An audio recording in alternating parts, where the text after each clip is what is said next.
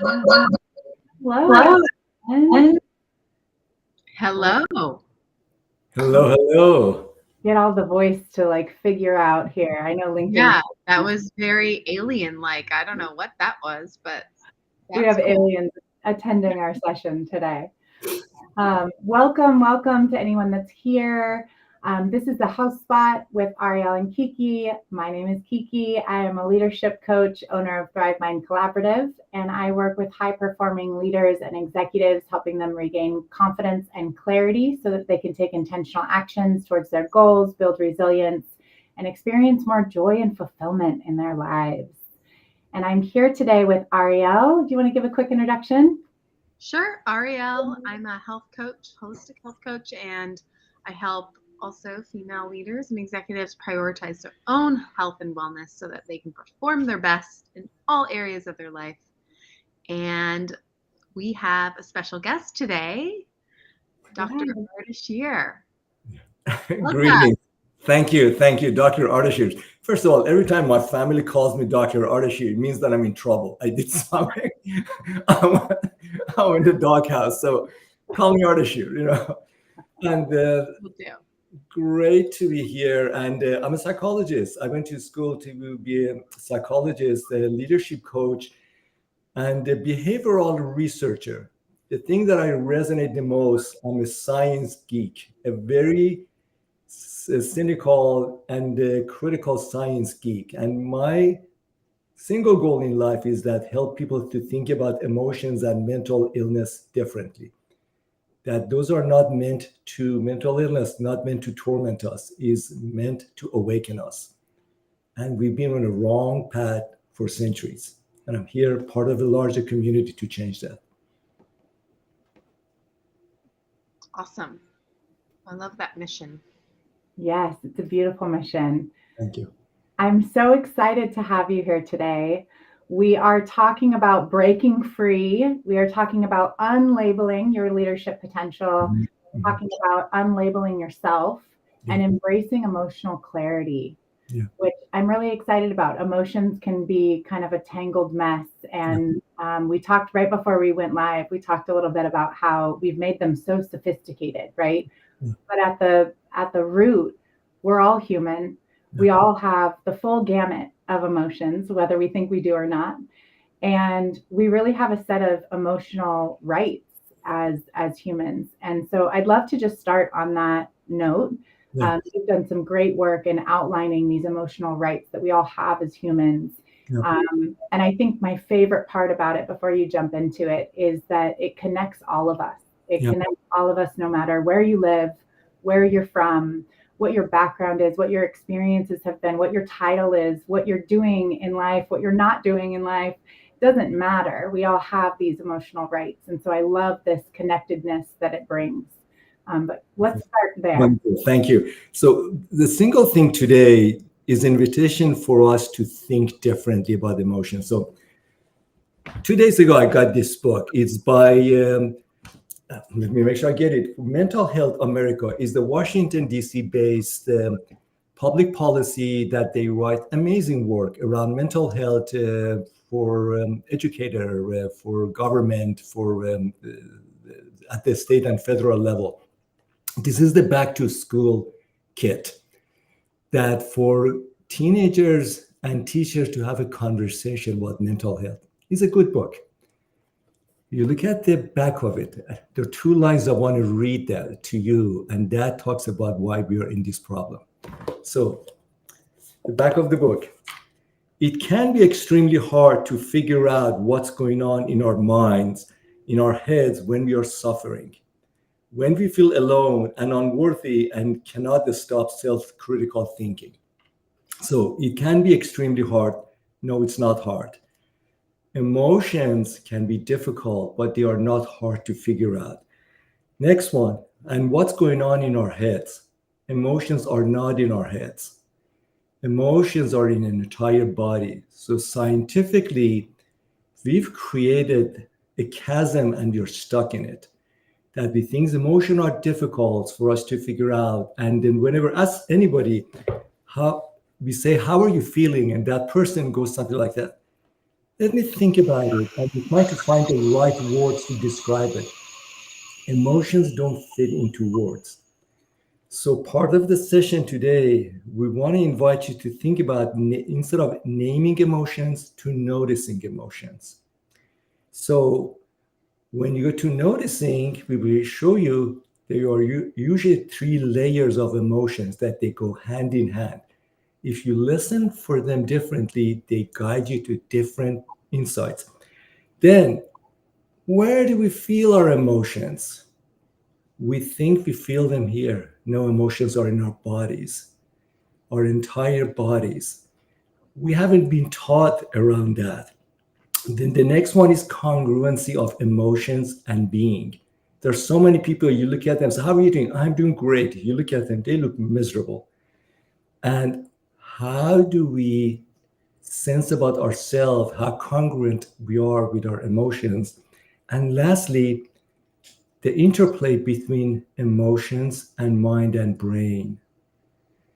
That up to this day, we think about emotions, our body follows. Actually, it's the other way around. We feel, and then our brain notices that. All of this have significant impact for our, how do you raise kids, workplaces, as leaders, in relationships. If you understand how emotions operate, actually, it is not that difficult. We, people, scientists, have made it overly complicated. That's the topic today. Emotions are very basic. The science of it is very basic. We just been solving a different problem. So let me stop, and then before going any further, and then if I can, one more thing. My claim to fame. In May, I wrote my book. I've been writing this for 30 years, researching that. It's called "You're Not Depressed, You're Unfinished." And for somebody who has struggled with depression, anxiety, and ADHD all my life, I realized that we clinicians, we love labeling. We could say, Ardeshir, you're depressed, medication, treatment. I've been to several psychologists, psychiatrists, medication. And it became a label. Label kills us. Depression, if you understand the emotions, hard emotions, there's a language to them. This book is about that. Depression, there's a structure to that. Depression is not about suffering. It means that their emotional needs we have, they're unfulfilled. Once you know that, you can actually get back to living, and you see depression dissipates. Instead of being depressed, you'll be pissed. You don't want to waste time anymore. Yeah. Yeah. I love what you just said about labels. I want to kind of dig into that a little bit, and how are labels, I think oftentimes, I know for me, we've worked together. I know that labels sometimes help me contain something that feels really big, or something that feels bigger than what I can actually imagine in my head. I'm not quite sure how to contain it. And so a label helps me contain it in some way. But we've talked a little bit offline about how labels can actually negatively impact you, or negatively impact your kind of processing. Mhm. Talk a little bit about that, and how labels can kind Yeah, of yeah. that tunnel vision. So labels are helpful when we talk about them. A concept that is more or less left brain and abstract, behaviors, or a reaction. By and large, whenever there's emotions involved, emotions like when we feel we're energized, our heart rate, our stomach, labeling actually has a negative counterintuitive impact. The Many of us have raised children. I have. From early age, you tell them, use your words, the thoughtful girl says this, the thoughtful boy says that, don't be so fidgety, sit quiet and speak. When we do that, we are inviting our kids, including our employees, to be left brain cognitive person. We know we have a lot more emotions that we have words for them. This is important, almost 80-20. Going from neurology, there's a lot more emotions, sensations we have that we can even understand and we can even categorize. The moment we have labels, we are missing information. So part of that in the world of work about leadership, the question is about what are you noticing? What are you coming up? The significance of this, when we do labels, we're talking about left brain cognitive categorization. When you invite a colleague, a coworker, a team member, or your kid, what are you noticing what's coming up for you? You're inviting the entire person. We haven't been taught in the Western world to notice there's a body here. Why does that matter? Emotions, they are not in our heads. Our heads remember, can categorize. Emotions are felt in our entire nervous system, entire body, with hormones, with heart rate, in our your muscular skeleton.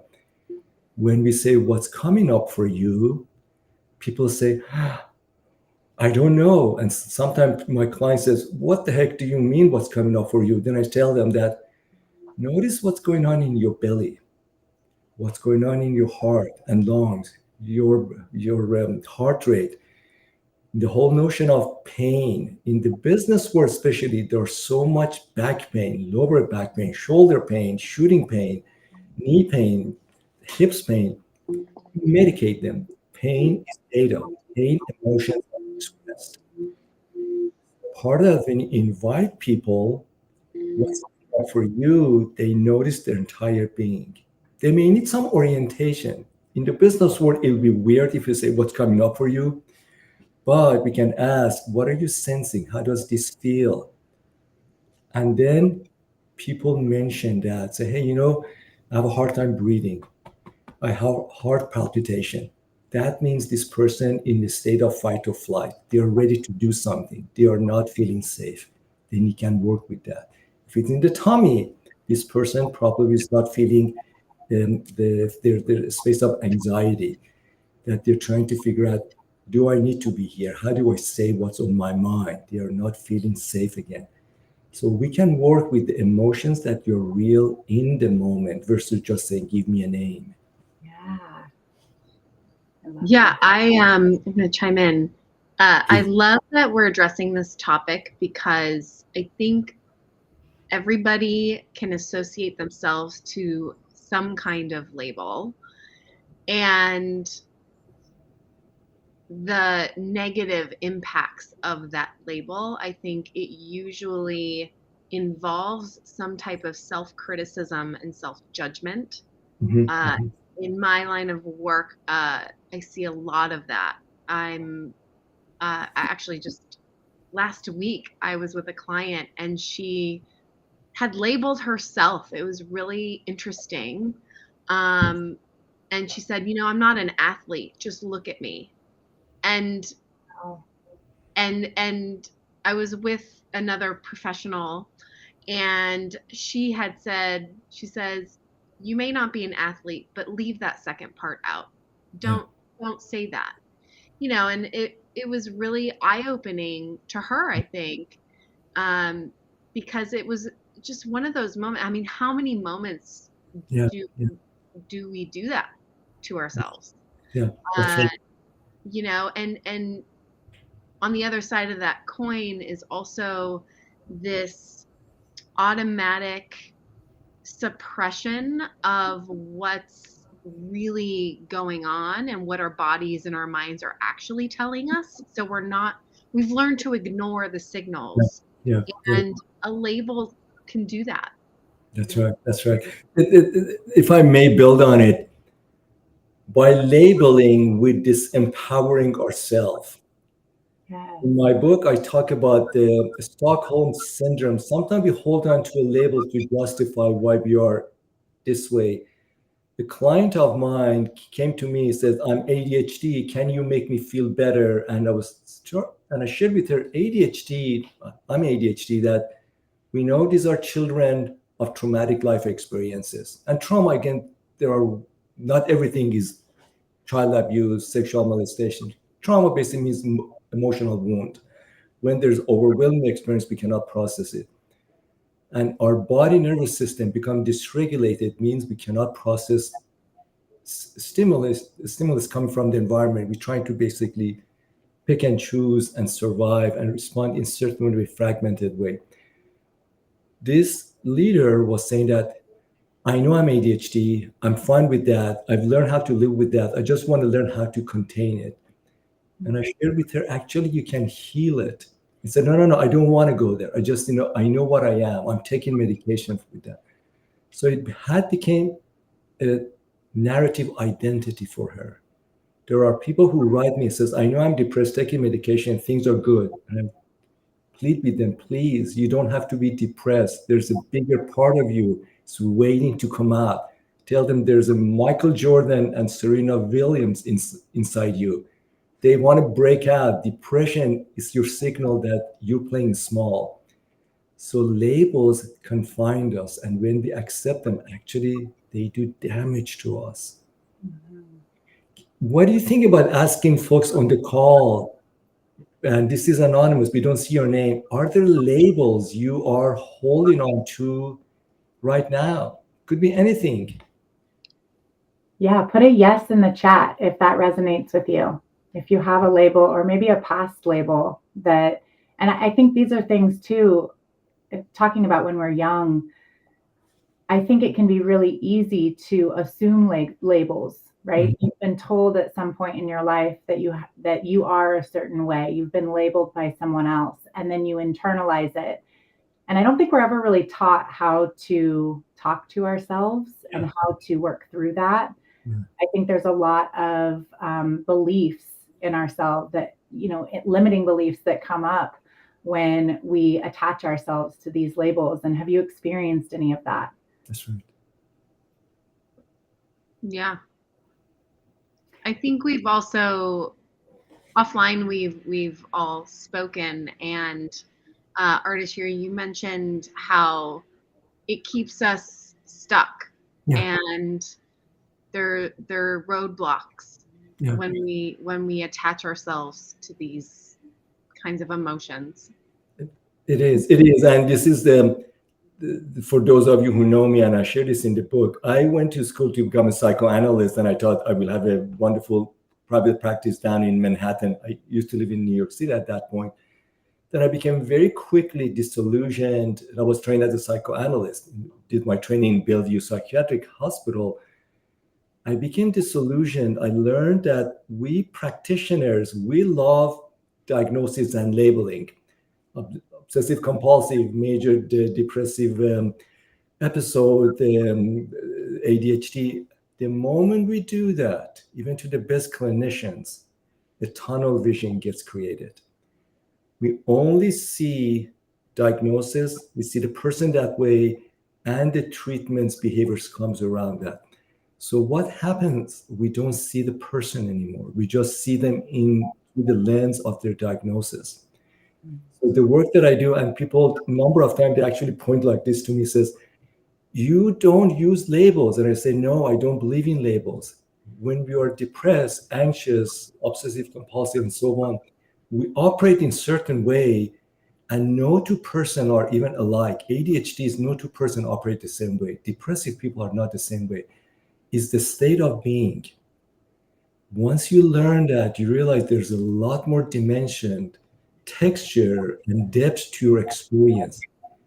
And based upon how you're trained in psychology, most of the psychology to this day, even we talk about cognitive behavior therapists, is talking heads, that personal narratives of how you talk about certain experience, remembering. What we know from trauma research, actually, this is very interesting. When emotions are there, emotions come up, even traumatic past experiences. When they come up, our body, nervous system feels that whatever it is happening right now. Emotions are here and now, this very millisecond. So doing a backward review, what happened? How did you end up here? What did he or she do to you? Is not only not helpful, you re-traumatize the person all over again. That's not how healing happens. You work with whatever is happening right now. If emotions come up, the wisdom in this moment, what's coming up for you? What are you sensing? What is your body sensing? And then you may remember what happened, but healing happens right now. the key takeaway is, if emotions come up, body is waiting to close the emotional loop. Body is waiting to close the loop. That's the reason a lot of past trauma work with PTSD or flashbacks, we try to go to the scene of whatever happened. That's not helpful. Body is trying to move towards certain action, reaction, expression. Don't do that. Please do that. Don't leave me. I love you.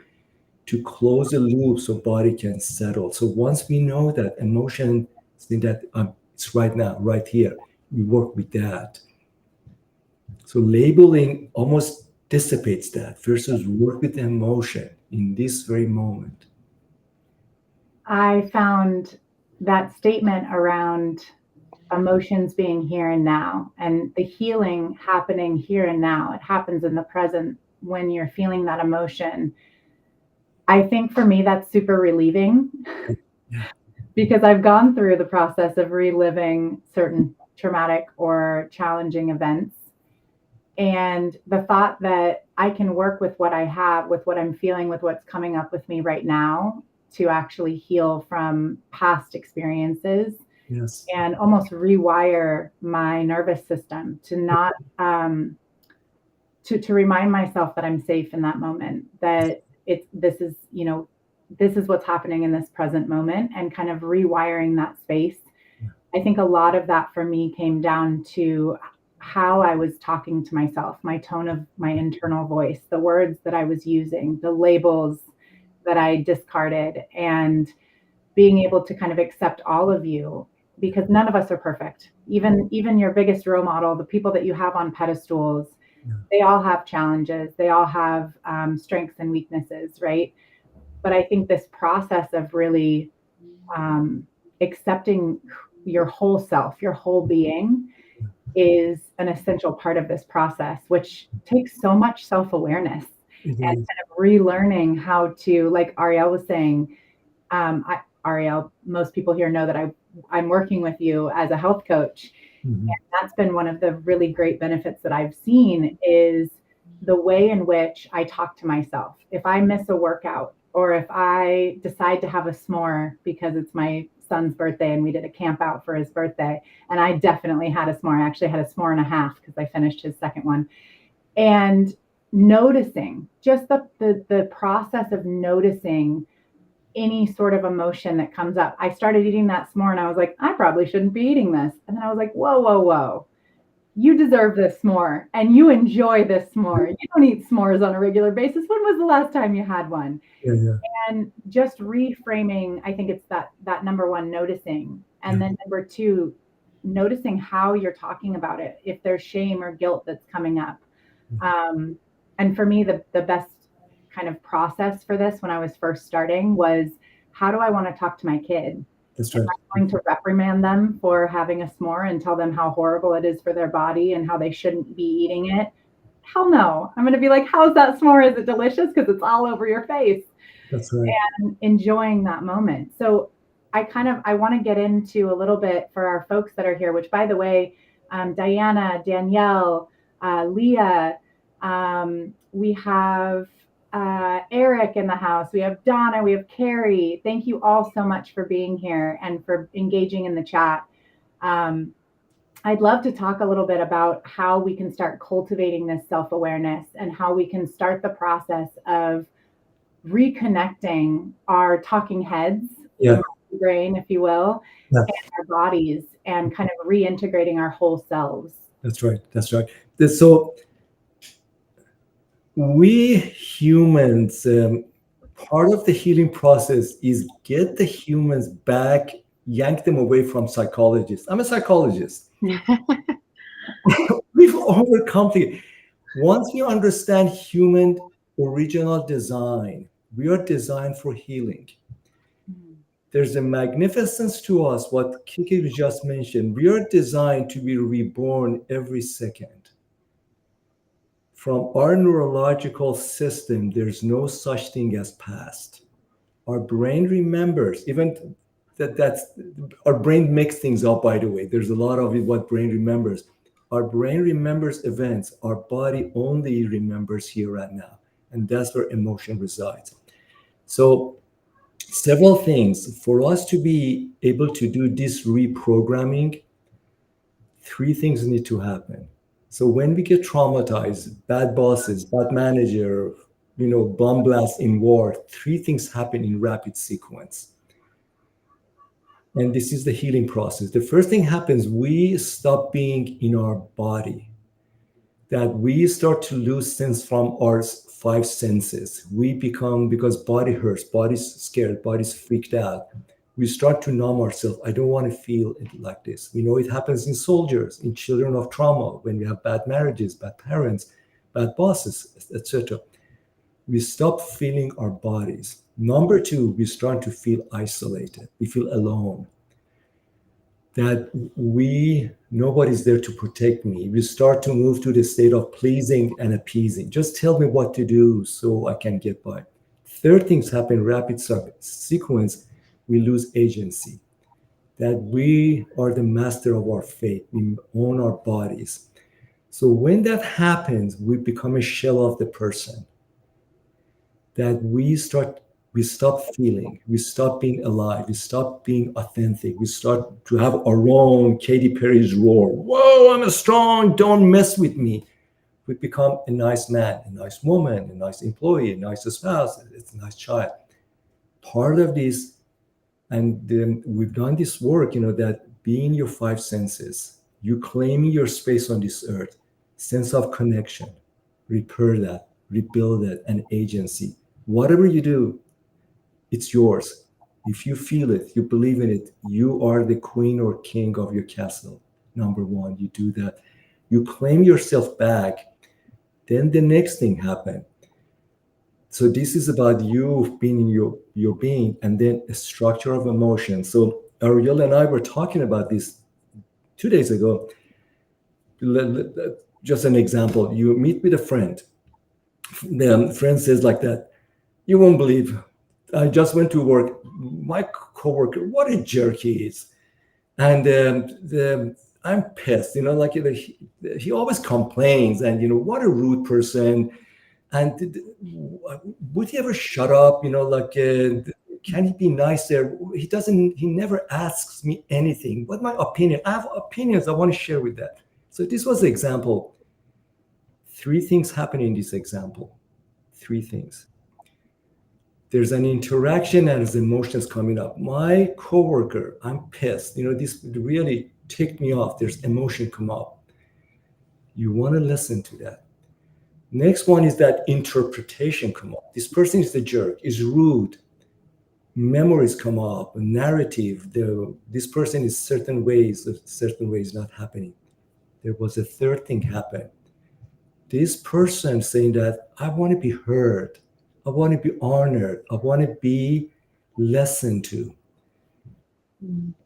If this was a tree, the emotions are the branches.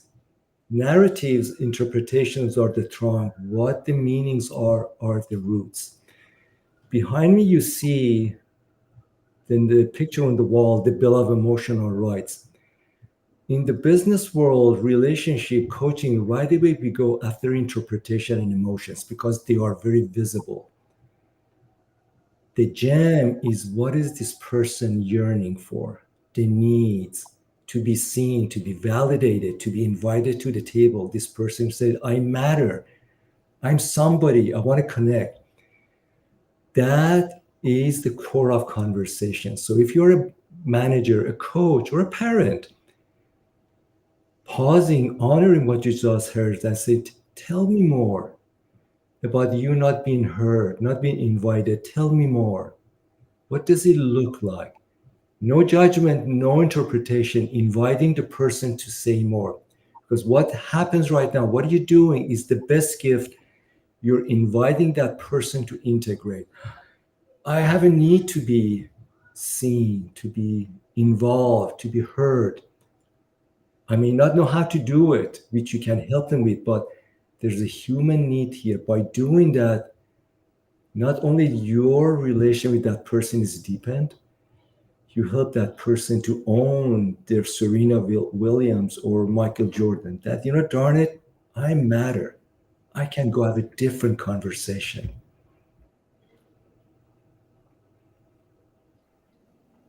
I love that approach. I think it's so powerful to identify what we need. Yeah.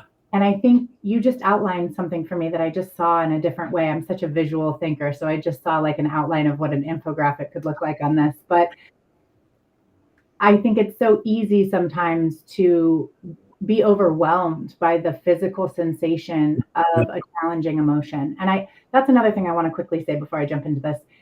Emotions, I think we've gotten in the habit of labeling them good or bad.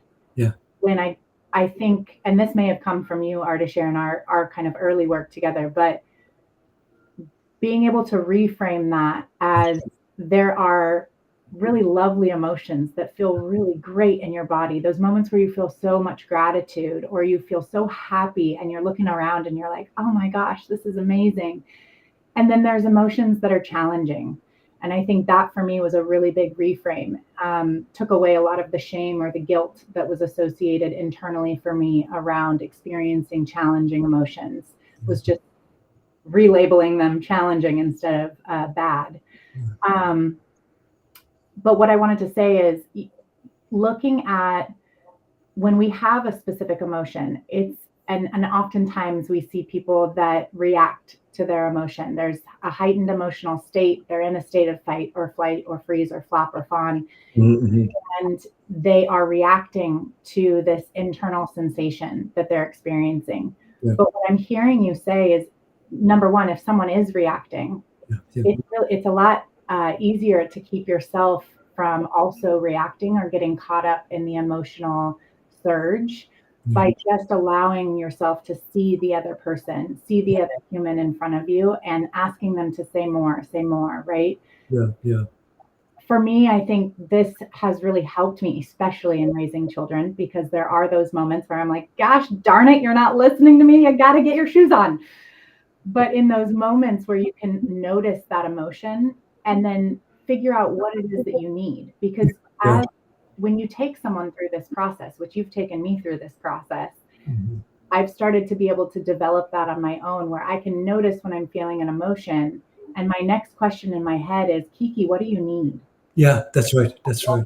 What's the underlying need? Which then allows me, I'm very action oriented, Yeah. allows me to cultivate an action that helps me get what I need. It allows me to express my need, even if I don't quite know how to express it or I don't know what the next step is to take. Yeah.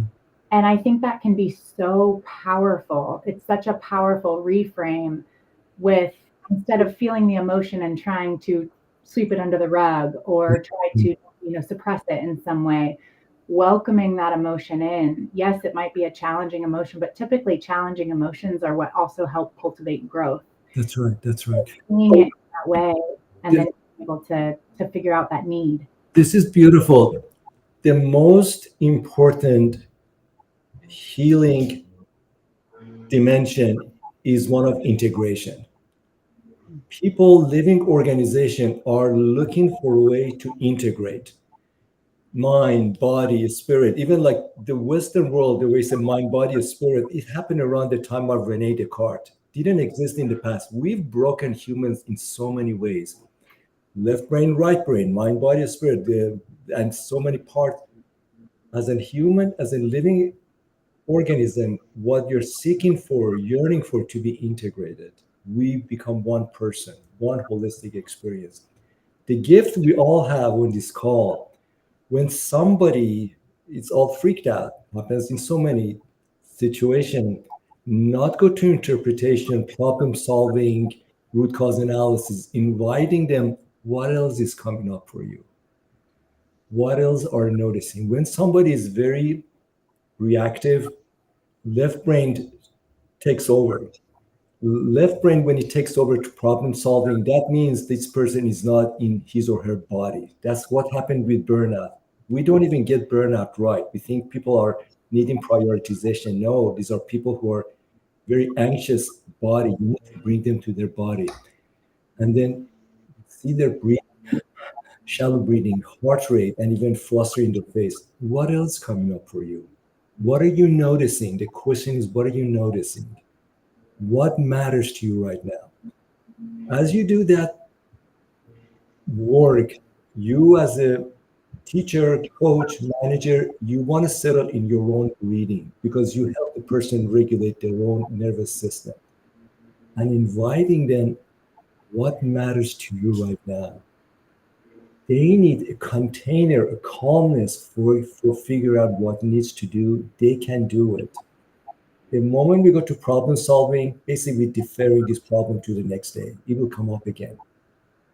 Helping them to integrate, use their inner wisdom of wholeness, decide on the next step, next step. We do this with trauma. The children of trauma are children who've been learn how not to trust their own bodies. Body hurt. Then so you want them thinking with soldiers, bomb blast, that relationship. What matters to you that you want to do and one step at a time, always with one action that is typically almost almost always opposite what you're settling with, which are called positive reconstructive work. Whatever you held back, what do you need to do? Tiny action to give you more ownership, more voice for yourself to step forward. Oh, I love that. And I have to share something. I've shared it a couple times in recent lives. So if you've heard this before, I apologize. But there's something that I started utilizing when I started my own business. I was experiencing a lot of imposter syndrome, as I'm sure most people do when they start something new. And I I would start something new and I would feel so anxious about it. And I was doing this work of what am I noticing? What do I need? Um, and one thing, I started something called a brag book, and it's just a folder on my desktop. I put client feedback in there. I put Slack messages that say kind things. I put my achievements in there from my quarterly goals and what I've accomplished or what I've created. And it's a really small way when I'm by myself and I'm not actually talking with someone about the emotion, about the feeling. I'm not kind of prompted by someone else. I can go into that space and remind myself what I've been able to accomplish, who I am, who I am authentically. And I think there's something that allows me to see myself fully. Yeah. Um, and it's incredible how you can shift emotion so quickly. I can start out, about ready to jump into a big presentation or a workshop or something, and I can feel so anxious that I'm nauseous. And I'm like, I don't know if I can do it. And I jump into this brag book, and it's been such a great way for me to remind myself who I am, what I've been able to accomplish, and what is my message. Yeah. Um, so for anyone that needs a little bit of that, or if they're experiencing imposter syndrome as a challenging kind of emotional experience, it's such a helpful way to kind of see yourself as a whole person and have that confidence to show up authentically and the confidence to ask for what you need. I love that. About experiences bring that. A suggestion for folks going to that when we want to do reconstructive work about presence, connection, and agency, there's a there's a reaction or experience in the Western world that we look down upon and we discard, and that is the human touch. The work of healing is a team sport. Nobody heals by themselves, and nobody heals without being touched. Why is that? That when we have hard experiences, we our body becomes a island container. And so some of the work that I do with individuals who they work through their emotions, and you see behind I have a bigger space. Some people come here. I ask permission, and gently I put my hand either on their back between the shoulder blades, or just hold their hand right here. I always ask permission if this is something they wish, and they feel seen. And what I share is that you are not alone. I'm here for you. And that allows the nervous system comes from I'm alone. I need to figure out, no, I'm in a safe container. We will figure it out. And then I can move on. So in the business world is weird. I understand that. But in coaching, a touch that is rightly structured with permission at the right moment can do tremendous amount of healing. You don't have to do anything. Body knows what to do. What we're doing help the body that's trying to figure out and is anxious to settle, to be grounded. Literally grounded. When you have energy, it's just like electricity, we ground into earth. By doing this, you ground the energy. That person says they settle and their stomach calms down, the heart rate calms down, and then you do the next level of work. I have I have a challenge for everyone that's here. I feel like we're in such a remote world now, and not everyone. I think there's a lot of people that still go into the office. I'm in a little 8 by 10 office shed in my backyard, so I'm very much alone with my chickens and my dog. Um, but when we aren't in a place where we can get that touch, we all know how to hug someone, Yeah. right? Have you ever hugged yourself? And I realize it sounds a little like woo, it sounds a little like funky. None of y'all are on video over here in the chat, and Ariel, Ardeshir, I'll make you do it with me. But giving yourself a hug, so reaching one arm over to your back, reaching the other arm underneath. And if you close your eyes and really picture as if you're hugging someone who you really love, maybe you're giving a hug to someone who no longer is physically here, someone who needs a hug, someone who maybe you haven't even met yet, but you know that they need a hug, but it's you. And giving yourself that hug, maybe even giving yourself a little squeeze, little like rock at the end.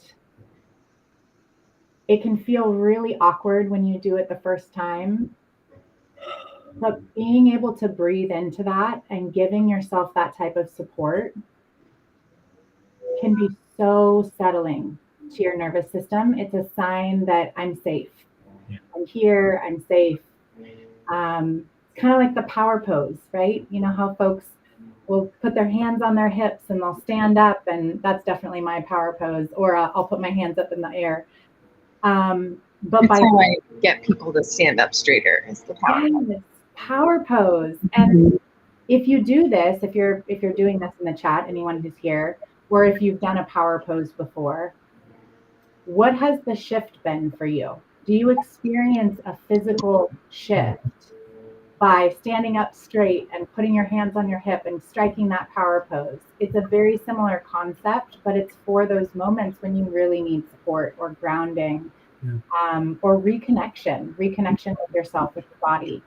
I love that trick, and it's something that I've utilized to calm down that fight or flight, remind myself that I'm safe in any particular moment. And it can just be a really great way to do this if you're not in the room with someone else. That's right. That's right. I love this. It felt great when I did that. I imagine I'm hugging my childhood nanny. It was beautiful. I could have done this for a long time. What's important, Kiki, what you mentioned, when we feel overwhelmed with life, there's so many things going on, we can settle.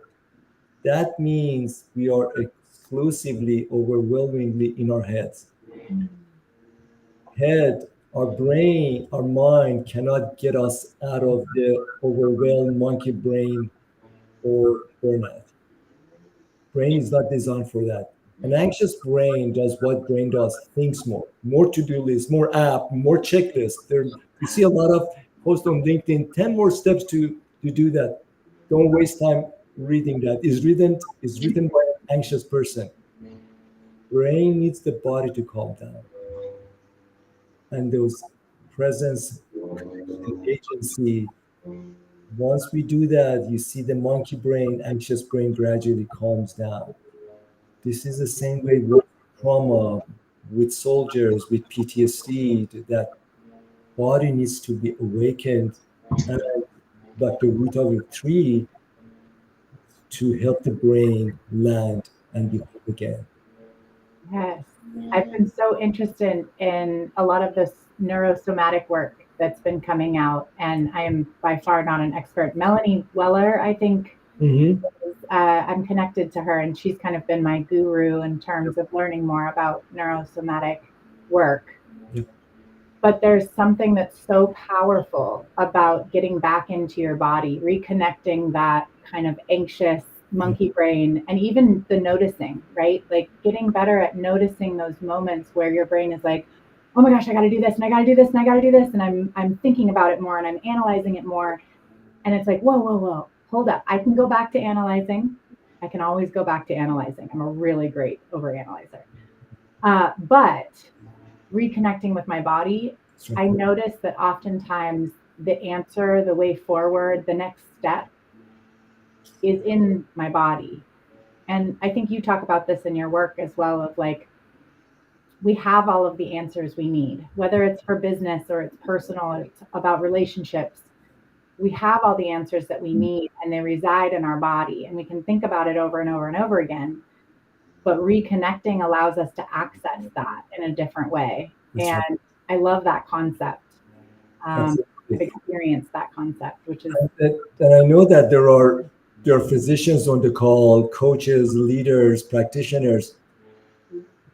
2 years ago, I would have done my work of the therapy and business very differently. So to your point, Kiki, that when a clients come to you, traditional way is that you hear about what, like there's a topic, there's a reason, you go into an analysis of the situation, problem solving, action, and so on. If there's an anxiousness in the body, which almost always it is, there's a sense of unsettling, the way of interpretation of the event, it will be very anxiety based. All my therapy and coaching session these days is helping the person settle into their body.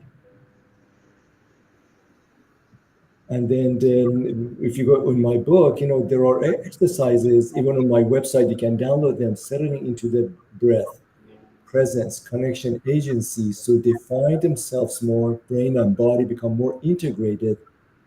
Then the question I always ask, they had their question, they came to see me, I always ask, what's coming up for you? What are you noticing? Because in addition to a left brain topics of importance, body always speaks all the time. We are not attuned to hear it. We think churning gut, your churning gut is actually trying to say something. Your heart rate, there are a lot of shooting pains, tight jaws, neck. They mean something. Usually they're sign of anxiety not expressed becomes body pain. Once you do that, the nature of conversation, whether coaching, therapy, or management, becomes very different. It becomes very real. So start with settling, centering, then go into what needs to be discussed and planned for the moment. And what are the outcomes? The sessions will be profoundly energetic. People will go deep faster, get so much work done. And here's the better part, the coaching sessions, you don't need 6 months coaching, you don't need open ended therapy. People heal and find themselves and their pathway much faster and much deeper and lasts longer. I'm a therapist. Open ended therapy, it's based upon yesterday's science. People are designed for healing. 6 months coaching, I know a lot of coaches, is based upon yesterday's science. People can get a lot more done faster, deeper, and longer lasting. I love that. I love that. Yeah, I'm just going to chime in real quick. I think what I'm hearing a lot, just as a theme, is this importance of, well, not just listening to your body, but really understanding what it's trying to tell you and getting to that root cause. I know that, I mean, obviously for mental well-being, that's really important. And for the people I work with who are trying to take care of their physical well-being, it's one of the things we address, or I address in my coaching with clients, is this underlying ability. You have to reconnect to your why. Like, why is your body telling you these things? And I think getting to your why is a component for whatever action you have to take next. And I mean, I know from personal experience, I've suppressed emotions, I've ignored things. And I mean, I remember saying to myself, like, oh, things can't get any worse. Like, what's the point?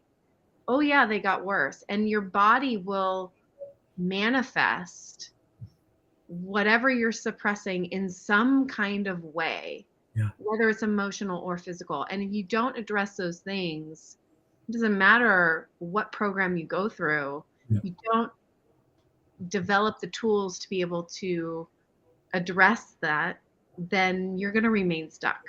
And it's going to be just harder to get that ball rolling. And I will say, I think, yes, people can do this rather quickly, but one of the things I see is that people don't stick to things long enough or practice them long enough to where it becomes like part of their life and part of their lifestyle.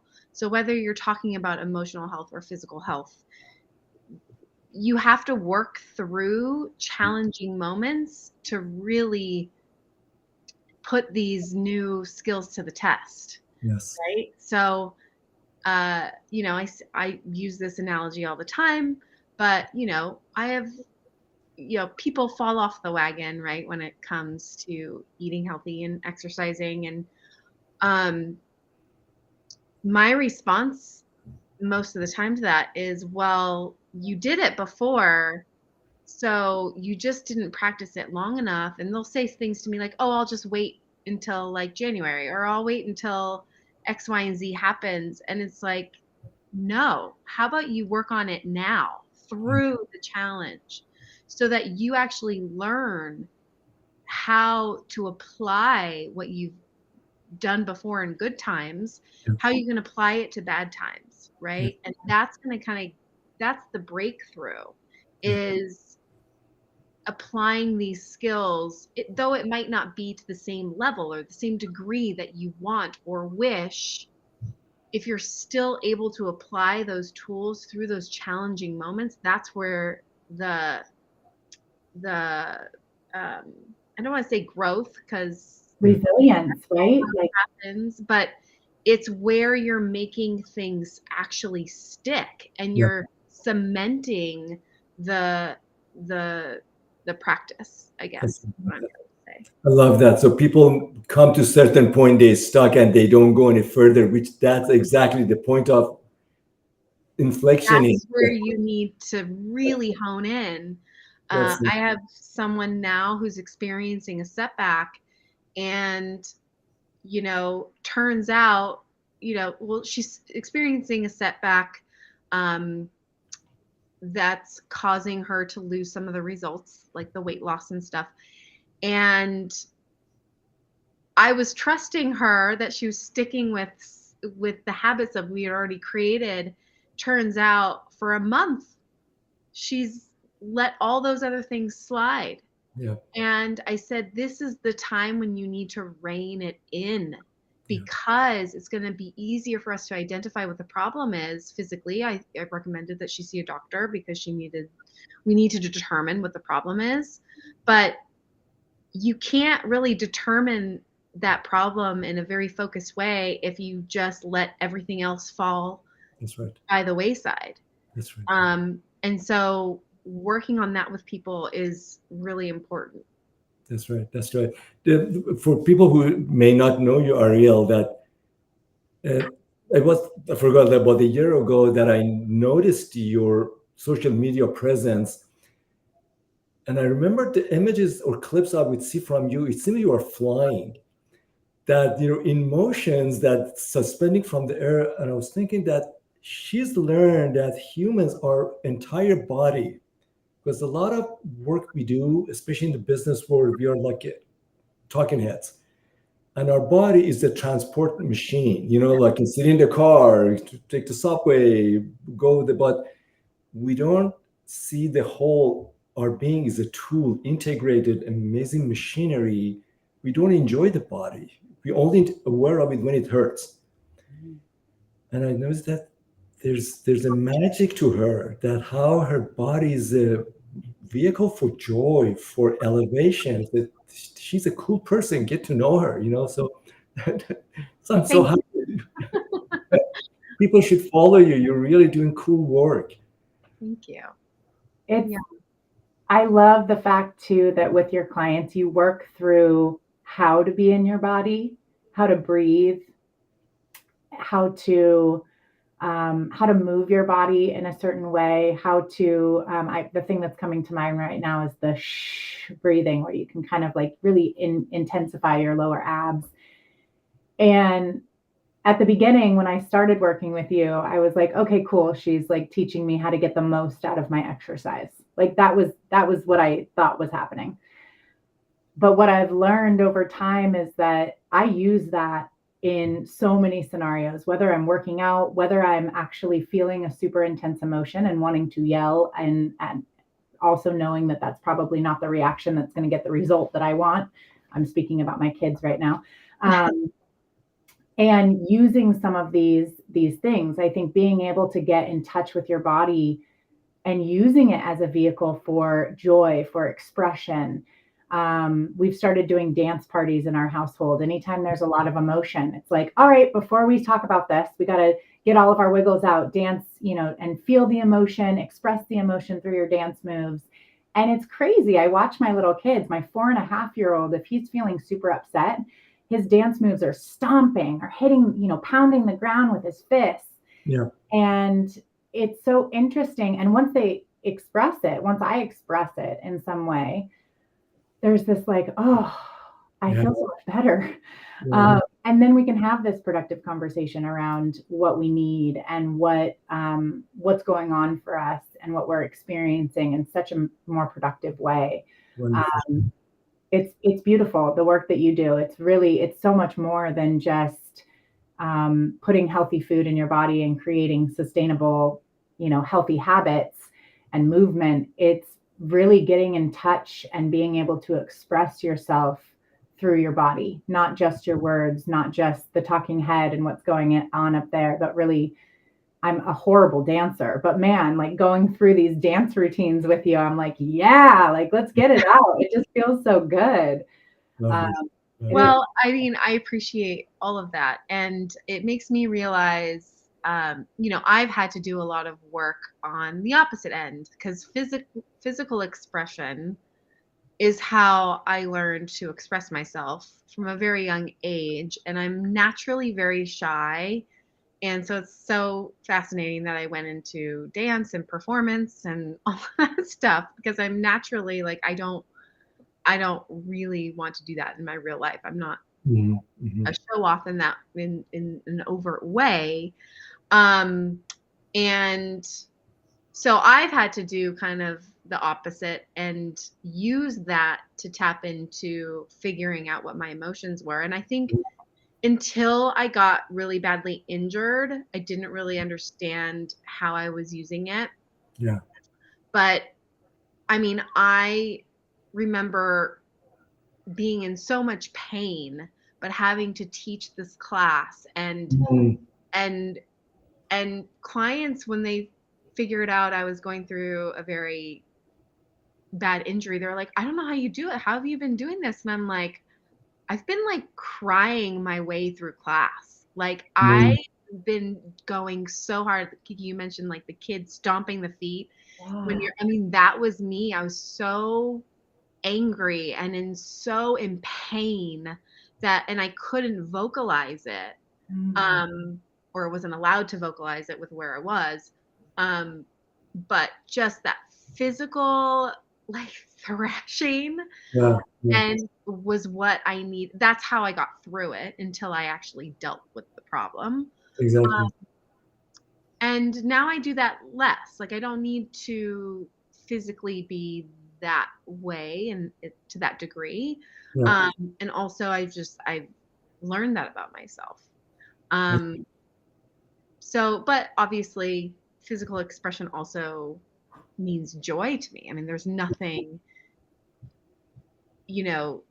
that makes me feel better than that. Yeah. And knowing what those things are for you is really important. It's important for everything, physical, mental, all of it. Anyway, thought I'd share that tidbit. Ariel and Kiki, what do you guys think as we're getting close to the end of our time? Yeah. Let's give everybody one challenge from your gift, from your heart. One thing says, dear colleagues, try this. What do you think we each one of us go around and share one nuggets with folks on the call? What do you Kiki, think? go first. I'll go first. I'm going to actually use the challenge that we practiced. We gave you a little visual of how you could do that. So whether it's a power pose, whether it's giving yourself a hug, maybe even in the morning when you first wake up, you can still be laying in bed, have your eyes closed, give yourself a hug, remind yourself how important you are, remind yourself that you're not alone, and just see what shifts come up throughout your day when you start your day in that way, with so much compassion towards yourself. Lovely. Good. I'll go next. I'll say that when it comes to your exercise and your nutrition, the next time you say to yourself, oh, I've been bad because I didn't do this workout, or I ate this or that and the other, I challenge you to, instead of saying, why was I so, or that I was bad, to say, why did I do that? Like, why didn't I fit that in? Or why did I choose the bag of chips yesterday? Why? So just question yourself. And it's okay to question yourself instead of placing the judgment on yourself. That's the challenge. That's beautiful. Love it. For me, thinking about your entire being, whatever comes up, could be knee pain, shoulder pain, churning here, pressure here, the head hurting, whatever you feel their sensation, put your hand over there and ask yourself, dear body, what are you trying to tell me? And just breathe into it. Your body is speaking to you. We are not trained to listen to it unless it has a word. What are you trying to tell me? And just breathe into that and see what images, what energy, what colors, motions come up. Usually that move to other things, but just notice, honor it. No freaking judgment, nothing like that. Just, it's part of you. It's already good and it's already glorious. Yes. Welcome it. What are you trying to tell me? I love that. And sticking with it, even when nothing comes up. I think it's easy to do that the first time and go, I don't know what they were talking about. I don't see any images. I don't know. That's fine. But stick with it. I think that, as Ariel was talking about as well, so much comes from the consistency of doing this over and over and over again. So try maybe for the next week. Try these challenges for the next week and see what comes up for you. We'd all love to know. Please definitely reach out to us. I do want to share one last time. I know we're a little bit over, so thank you so much for anyone who's still sticking around. Ardeshir launched an amazing book. There's a QR code here that gets you right to the Amazon page where you can purchase it. Don't hesitate to reach out to any three of us if you have questions, if you have comments, if you have feedback, if you want to just chat, if you want a reminder that you're not alone. I can speak for all three of us in saying that we're all here for you and you aren't alone. And it was such a joy to have everyone in the session today. Thank you for your engagement. Dr. Ardeshir, and I say that not because you're in trouble. I absolutely loved having you today. Thank you so much. Ariel and I were so much. This was fun. Love being here. Thank you. And thanks to the audience. Please reach to us with any question, comments. We are here to support everybody's well-being. Thank you. Yeah. Absolutely. Thank you all. Yes. All right, y'all. Have a wonderful rest of your week. Thriving Thursday. Do something for yourself today that helps you feel like you're thriving. And we will see you here maybe next week, maybe the week after. You'll find out on LinkedIn. Thank you all.